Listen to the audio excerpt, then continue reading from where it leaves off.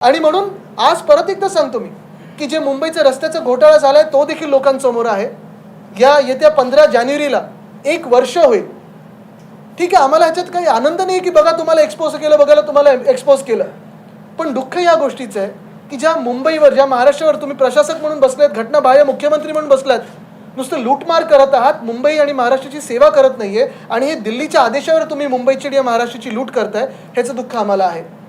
पहा ना, आज कुठचं काय काय रस्ते तुम्ही आता 25 तारखेला गुड गव्हर्नन्स डे साजरा करणार आहात, पण महाराष्ट्रात खरोखर गुड गव्हर्नन्स आहे का?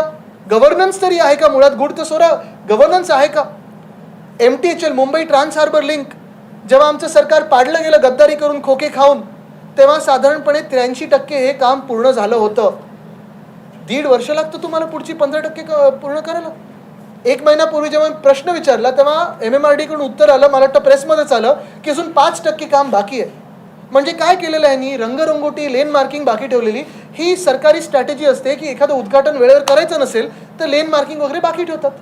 25 डिसेंबरची तारीख मिळाली म्हणून अजूनही ते काम उद्घाटन झालं नाहीये. जे काम मुंबईला रिज्युव्हिनेट करेल, जे काम नवी मुंबईला कनेक्ट करेल, हे काम अजूनही तयार नाही झालेलं आहे. म्हणजे आता उद्घाटन करायचं बाकी आहे, पण 1.5 महिना उशीर केला यांनी स्वतःच्या स्वार्थासाठी. दुसरं कुठचंही कारण नाही. मुंबईकरांना तुम्ही सफर करायला हवा, काही प्रॉब्लेम नाही आहे ना, पण स्वार्थ नुसतं गाठायचा, आणि म्हणून हे MTHLचं काम त्यांनी पेंडिंग ठेवलेलं आहे. तसंच दुसरं आपल्याला आठवत असेल, नवी मुंबईचं मेट्रो लाईन 5 महिने तयार होती आणि बंद होती.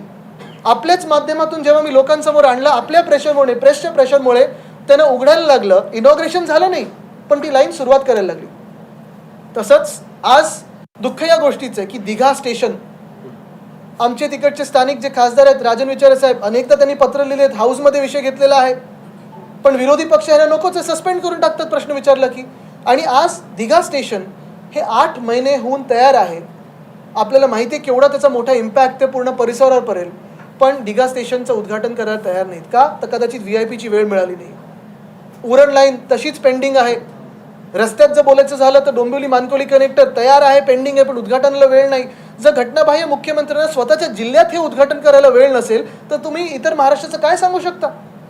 आज महाराष्ट्रामध्ये आपण पाहताय की लॉ अँड ऑर्डर असेल, कायदा सुव्यवस्था असेल, इन्फ्रास्ट्रक्चरची कामं असतील, मूलभूत सुविधा असतील, सगळ्याची वाट तर लागलेलीच आहे, पण मुंबईची लूट होत आहे.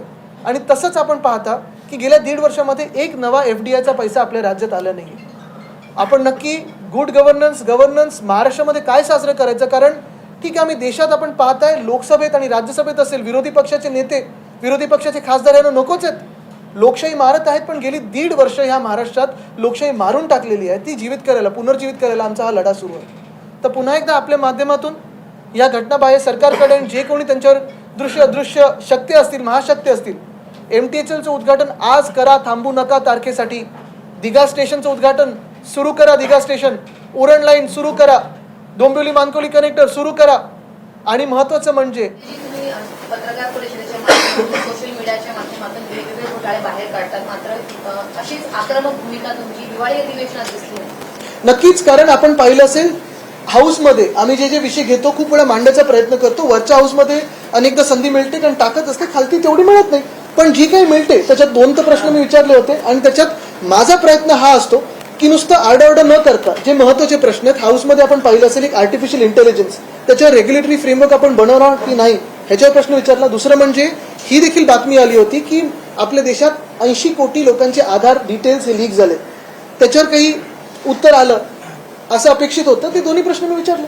आपने ठेकेदार का मुद्दा उठाया, मुख्यमंत्री ने आदित्य राजा की कृपा का जिक्र करते हुए कहा है रोमिन छेड़ा को फायदा पहुंचाएगा. 2 सवाल है, एक, क्या रोमिन को आप पहचानते, दूसरा, और कितने तथ्य है? मुझे लगता है कि अगर आप देखें तो ये इलीगल CM जो है उनको एक स्क्रिप्ट दी गई है, उनकी पीक कैपेसिटी वही है, और इसलिए आपने देखा होगा कि भाजपा ने भी वही स्क्रिप्ट 2 साल में वही दी, उनको स्क्रिप्ट बदली नहीं, क्योंकि उनको पता है कि इसके आगे काबिल नहीं है, उनमें काबिलियत नहीं है. स्क्रिप्ट पढ़ने दो, जनता तय करेगी. आरोप असे केले की कोरोनामध्ये जो हायवे कन्स्ट्रक्शन करणारा मी तुम्हाला सांगितलं ना, तेच सांगितलंय.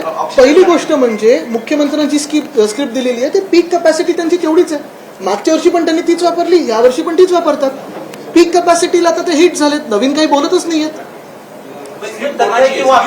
स्क्रिप्ट भाजपकडून येते, अजून कोण त्यांच्या मागे चालवतं कोण? बघा, जे त्यांना जे ते ज्यांना घाबरतात त्यांच्यावर ते आरोप करतात. मी जे आरोप केले त्यांची उत्तरं तर द्यावी. मी तर त्यांना किती वेळा चॅलेंज केले मुख्यमंत्र्यांना, जे घटनाबाह्य जे आमच्याकडे राज्य लुटत आहेत आमचं, त्यांना किती वेळा चॅलेंज केलंय की या चला वेदांता फॉक्सॉन गेलं कसं महाराष्ट्रातून बोलूया, या घोटाळ्यांबद्दल बोलूया, 1-on-1 करा, पाहिजे तर डिपार्टमेंट सोबत बसवा, पण प्रेस समोर बसा आणि बोला. पण एक क्लॅरिटी द्या नक्कीच की रोमन क्लॅरिटी म्हणजे पहिलं तुम्ही ह्याच्यावर क्लॅरिटी विचारा ना त्यांना. तुम्ही त्यांच्याकडून आलात का? अरे नाही, तसं नाही, तुम्ही विचारतोय. कोण दुसरा प्रश्न असेल?